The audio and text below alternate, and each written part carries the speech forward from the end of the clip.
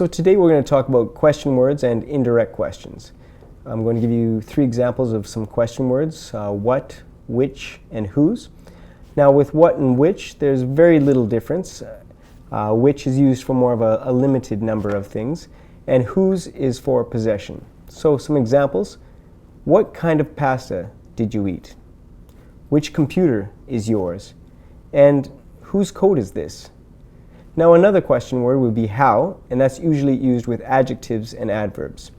So examples, how often do you drink? How tall are you? And indirect questions using question words, sometimes we use this to make things less direct and more polite sounding. An example here would be Sean lives in North Vancouver. We would say, do you know where Sean lives? Using it in a positive sentence. Another positive sentence, it is 11 a.m. Do you know what time it is? Softer and more polite was another way I said that indirect questions can help. So a direct question might be, what time does the school close? And an indirect question, could you tell me what time the school closes? Another example, what is your name? And an indirect question, would you mind telling me what your name is? Another one would be, where is the bus stop? A direct question. An indirect question, could you tell me where the bus stop is? Now, indirect questions using if or whether.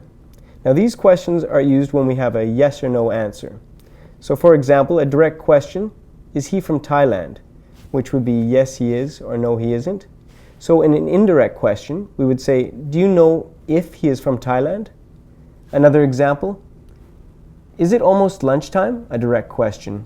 An indirect question, do you have any idea whether it is lunchtime? Another direct question, is the car expensive? Yes or no? So I would say, could you tell me if the car is expensive?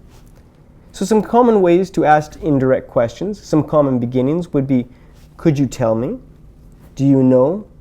Do you happen to know? Have you any idea? Do you remember? And would you mind telling me?